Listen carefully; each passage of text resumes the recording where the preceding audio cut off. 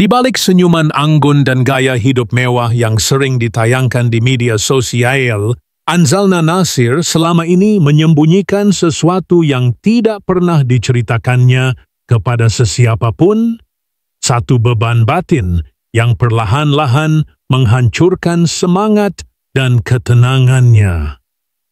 Dunia mengenal Anzalna sebagai seorang pelakon yang penuh dedikasi, seorang wanita yang tampak sempurna di layar dan juga di luar layar.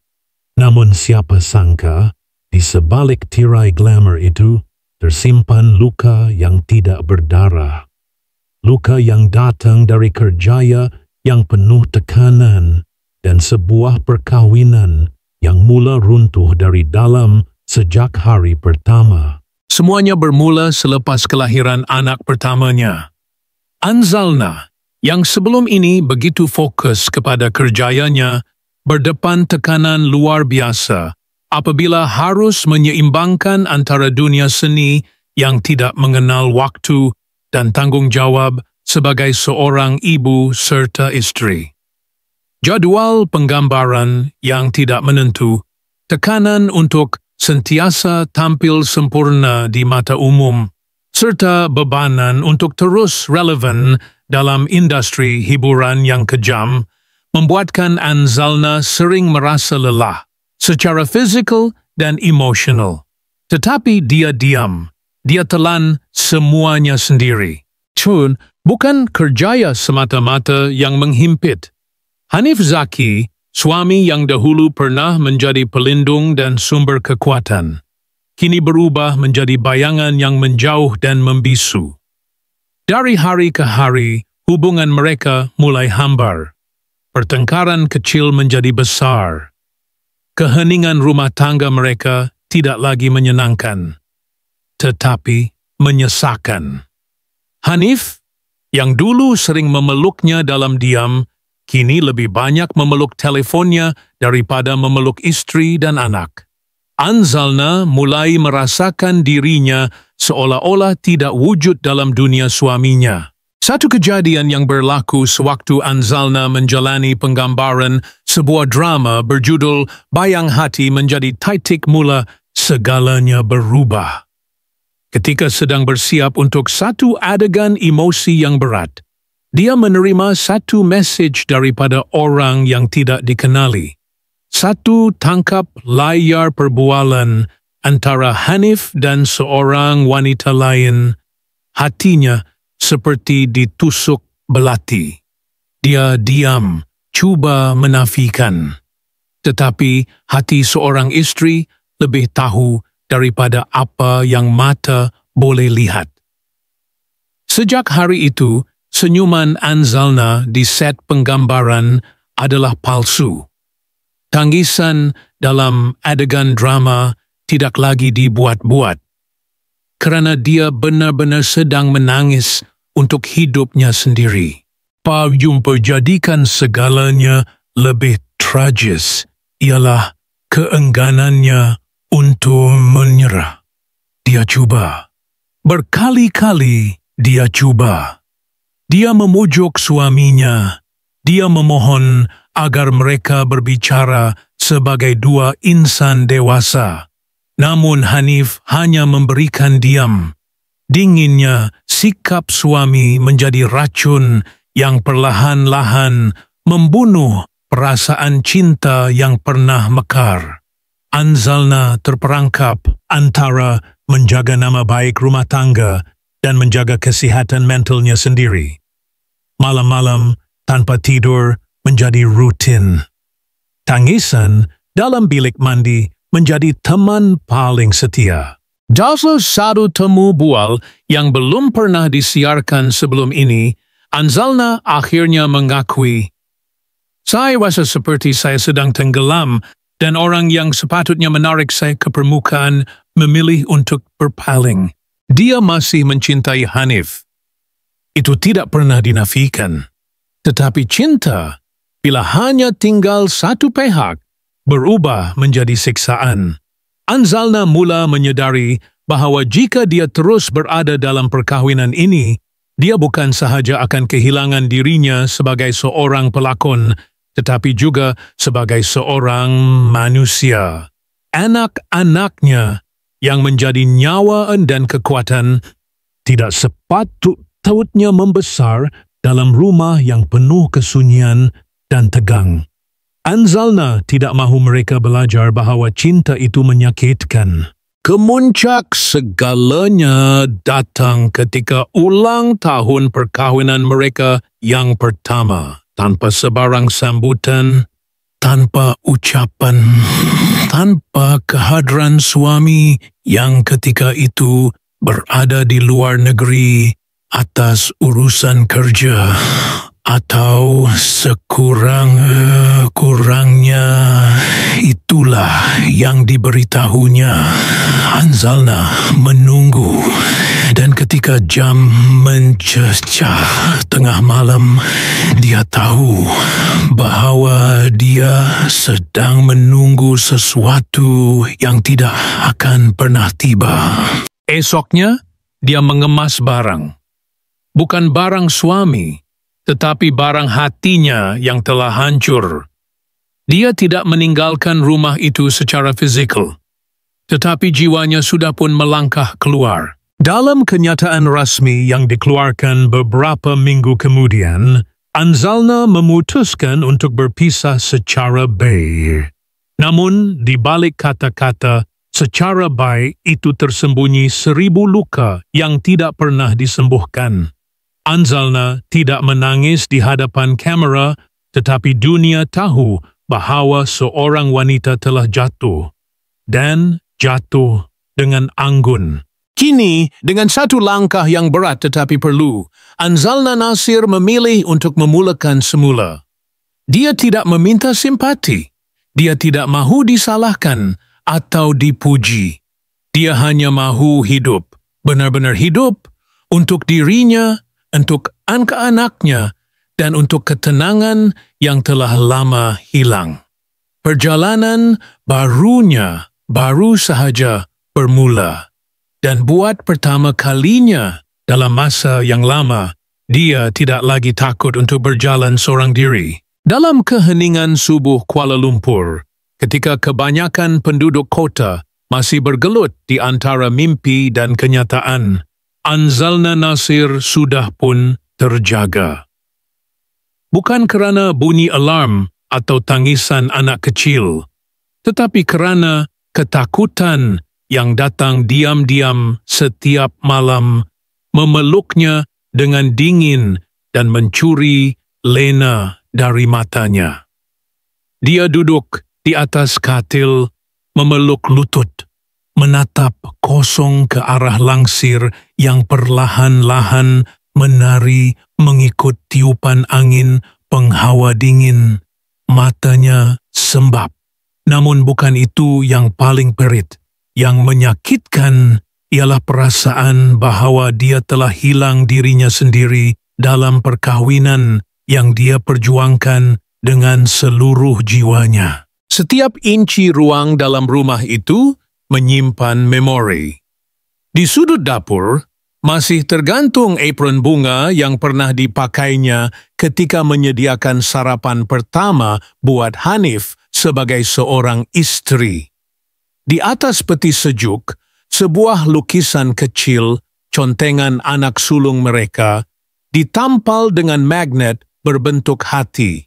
Satu hadiah kecil dari Hanif pada ulang tahun pertama mereka sebagai pasangan bercinta, lama sebelum perkahwinan berlangsung. Anzalna mendekatinya, menyentuh lukisan itu dengan hujung jari yang menggigil. Dalam diam, dia berbisik, apa yang dah jadi dengan kita? Namun, hidup tidak menunggu. Jam berdetik tanpa simpati. Anzalna menarik nafas panjang, melangkah ke bilik anak-anak. Di sana, si kecil sedang tidur lena. Tangannya menggenggam patung beruang lusuh yang diberi nama Abang Coklat. Dia membetulkan selimut, menyentuh pipi anak dengan lembut. Dan seperti setiap pagi, dia berjanji dalam hati, ibu akan kuat. Salah satu perkara yang orang luar tidak tahu tentang Anzalna ialah caranya menangani kesedihan. Dia menyusunnya. Ya, menyusun. Di ruang tamu, buku-buku di rak diletakkan mengikut warna kulit. Di almari dapur, rempah disusun mengikut abjad. Bahkan pakaian dalam laci, semua dilipat simetri sempurna. Ketika emosinya tidak dapat dikawal, dia kawal yang lain. Ketertiban luarannya adalah cerminan dari kekacauan dalaman yang sedang cuba dia redam. Tetapi di hari itu, ada sesuatu yang berbeza.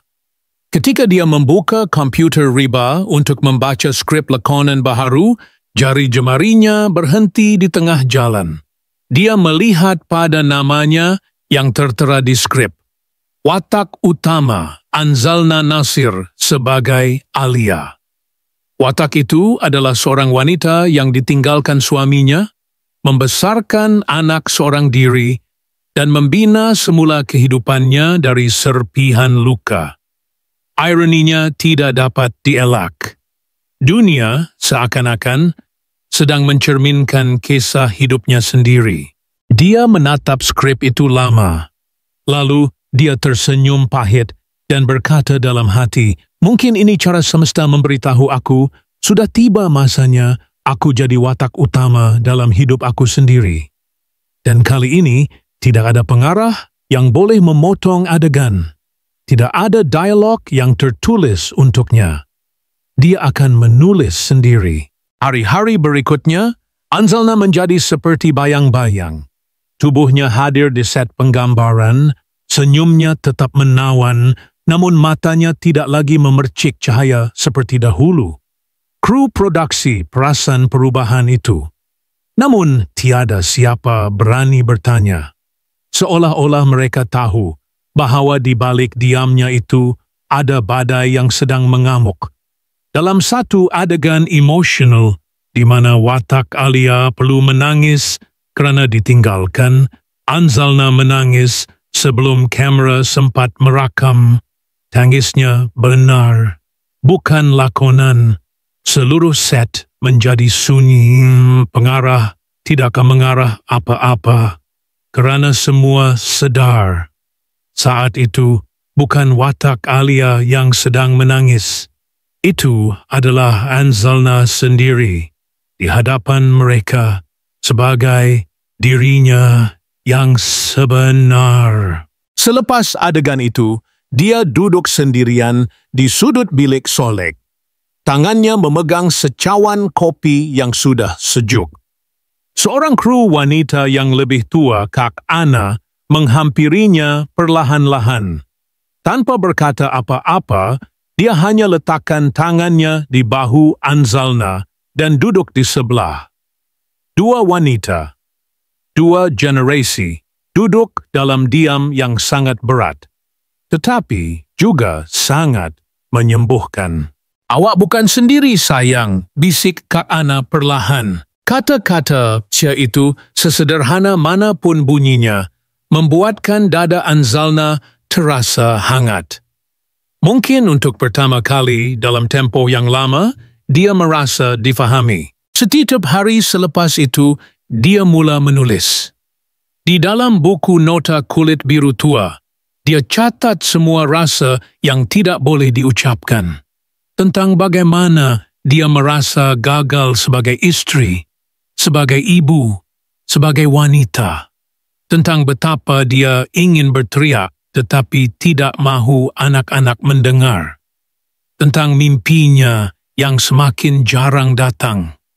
Tentang malam-malam gelap yang dia lalui seorang diri, menanti pintu dibuka oleh seorang suami yang tidak lagi pulang sebagai dirinya yang dulu. Satu malam, dia menulis, "Aku bukan patah kerana tiada cinta. Aku patah kerana aku masih percaya cinta itu boleh menyembuhkan segala-galanya." Tetapi di hujung muka surat, dia juga menulis, Dan hari ini aku pilih untuk percaya pada diriku sendiri lebih dari cinta itu. Rumahnya kini lebih tenang.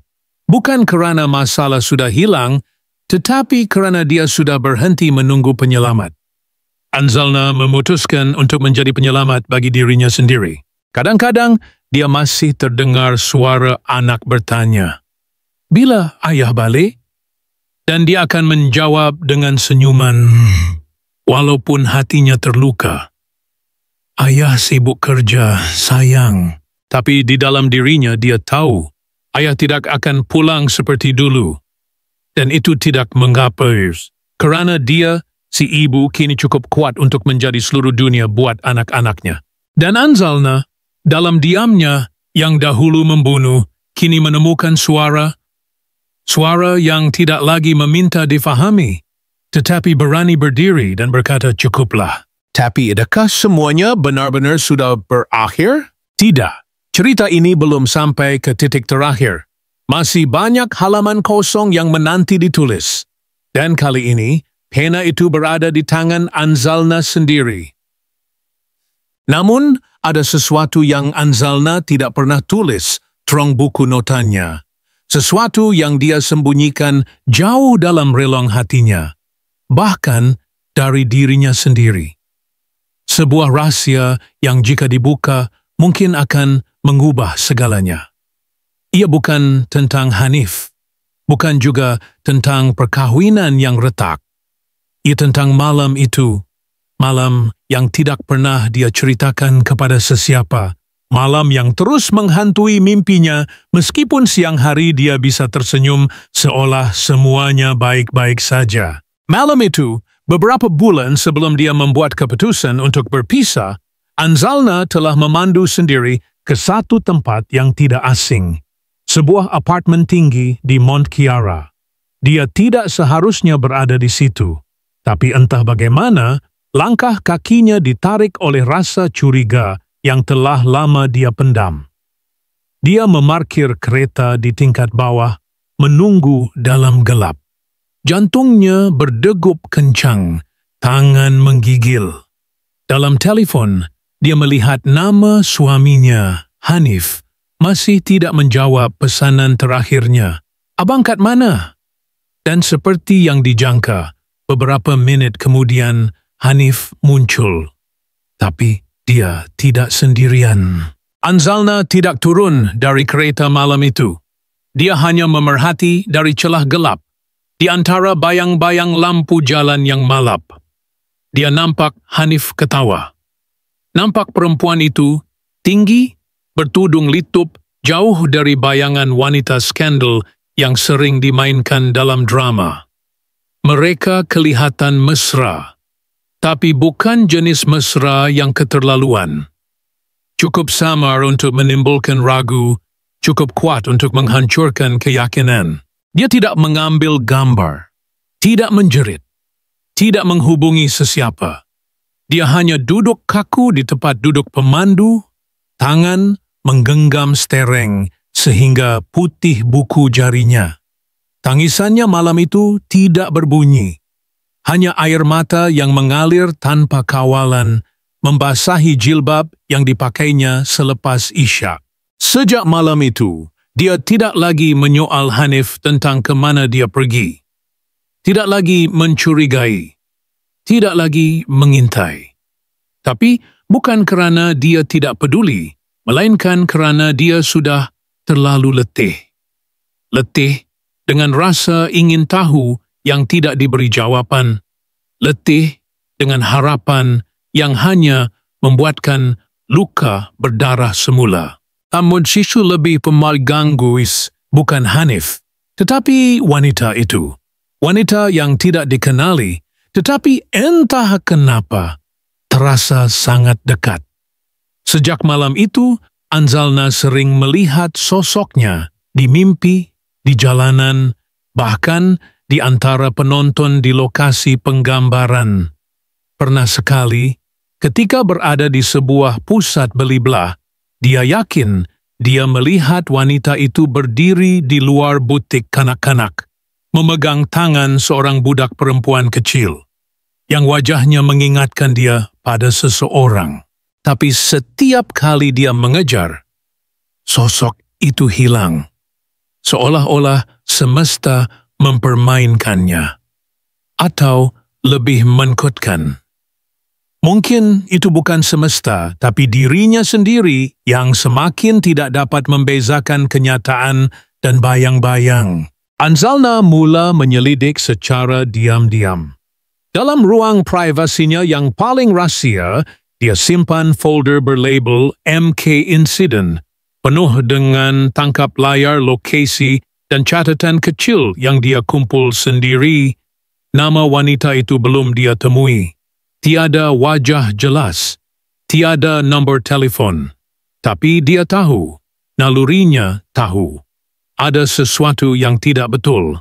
Ada satu entry di buku notanya, dia menulis, "Kalau aku temui dia, adakah aku akan lebih tenang atau lebih hancur?" Namun pencariannya tidak berakhir di situ. Beberapa minggu selepas perceraian diumumkan, dia menerima satu sampul surat tanpa nama. Di dalamnya hanya ada satu gambar. Gambar lama. Gambar seorang perempuan sedang mendukung bayi dengan Hanif berdiri di sebelah. Wajahnya muda, ceria, dan bukan seperti sekarang. Di belakang gambar itu, ada tulisan tangan. Kebenaran bukan selalu penyembuh. Kadang-kadang ia hanya luka yang lain. Anzalna tidak tahu siapa yang menghantar, tidak tahu bila gambar itu diambil. Tapi dia tahu satu hal. Hanif pernah menyembunyikan lebih banyak daripada yang dia sangka. Mungkin ada kehidupan lain sebelum dia atau kehidupan lain yang masih wujud semasa mereka bersama. Dan kini persoalan itu menghantui hari-harinya. Lebih daripada kesedihan perpisahan, lebih daripada luka pengkhianatan. Siapa dia sebenarnya berkahwin? Siapa Hanif yang dia kenal? Anzalna menjadi terobsesi. Mungkin bukan kerana ingin tahu kebenaran, tetapi kerana dia takut bahawa selama ini dia telah hidup dalam versi palsu dari sebuah kisah cinta. Dalam diam, dia menyewa penyiasat persendirian. Bukan untuk membalas dendam, tapi untuk mendapatkan jawapan yang selama ini Hanif tidak pernah berikan. Setiap hari, laporan masuk sedikit demi sedikit. Rutin harian Hanif. Siapa yang dia jumpa, di mana dia berada. Tapi setiap helaian kertas itu tidak menenangkan. Ia hanya menambah soalan.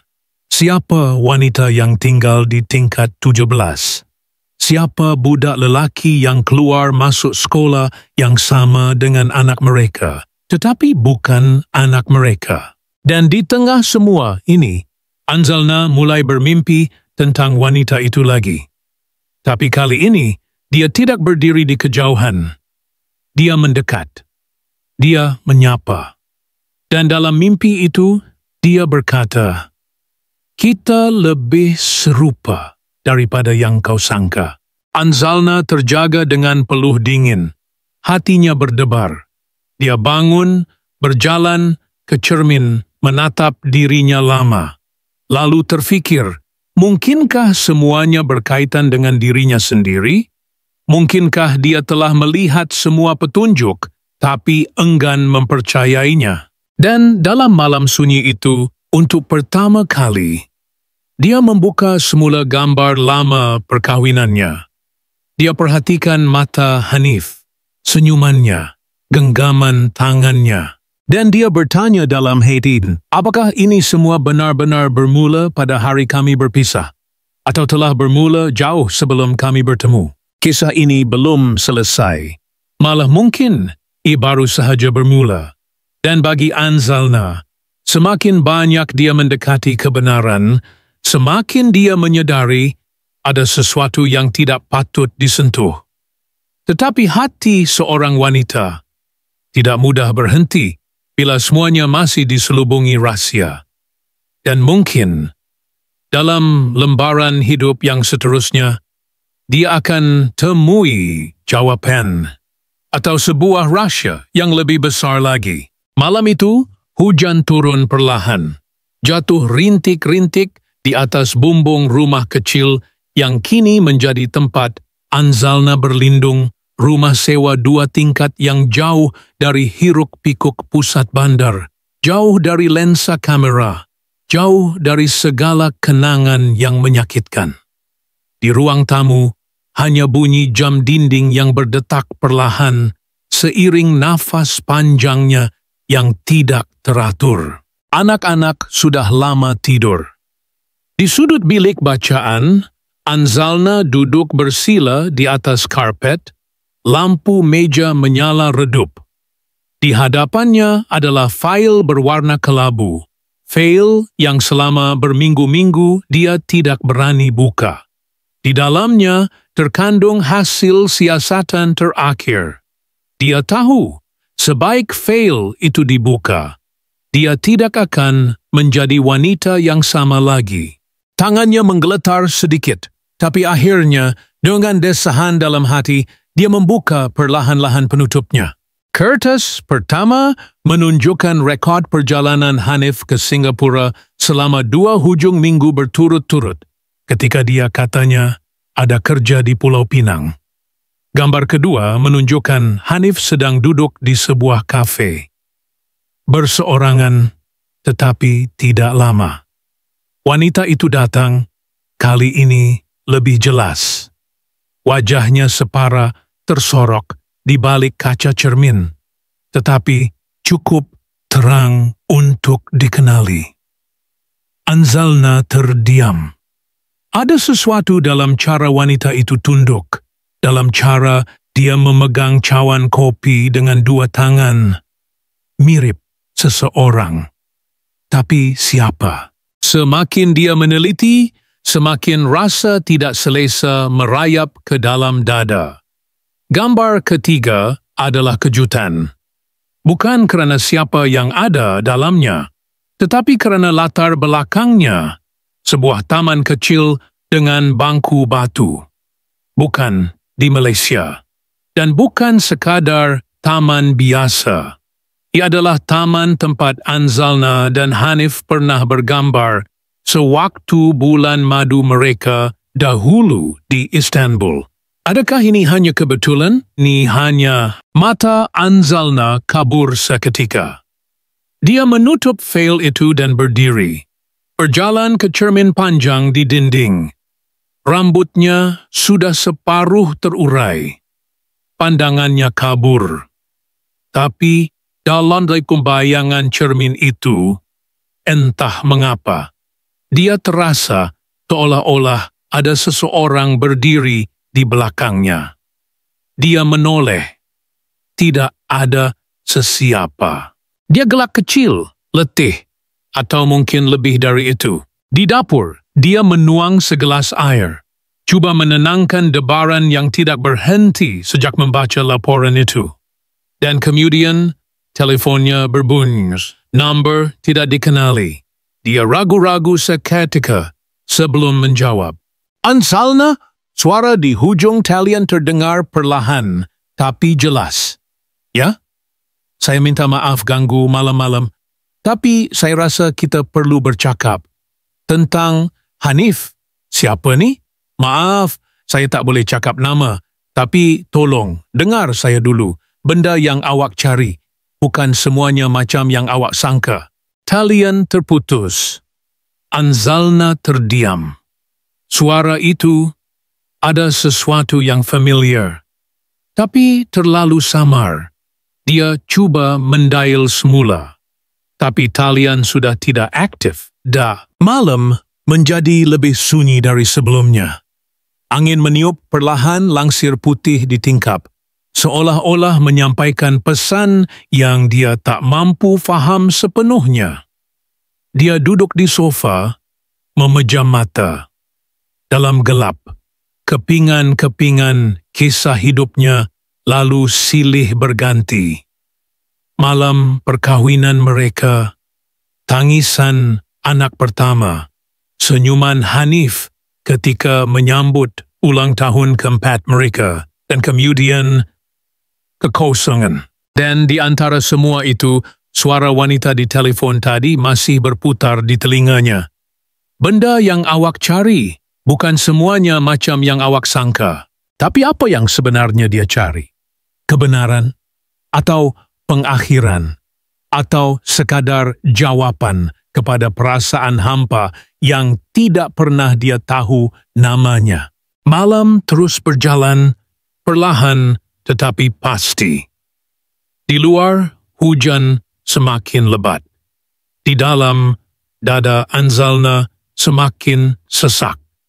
Dia bangun semula, menuju ke bilik anak-anak, berdiri lama di depan pintu yang sedikit terbuka. Dari celah itu, dia lihat wajah kecil yang tenang, tidak terganggu dunia luar. Mereka tidur nyenyak. Tidak tahu, dan hawa hidup ibu mereka kini adalah sebuah kisah yang tidak memiliki garis mula yang pasti, apatah lagi penamat. Dan entah kenapa, Anzalna merasa seolah-olah semuanya belum selesai. Seperti ada sesuatu yang tertinggal.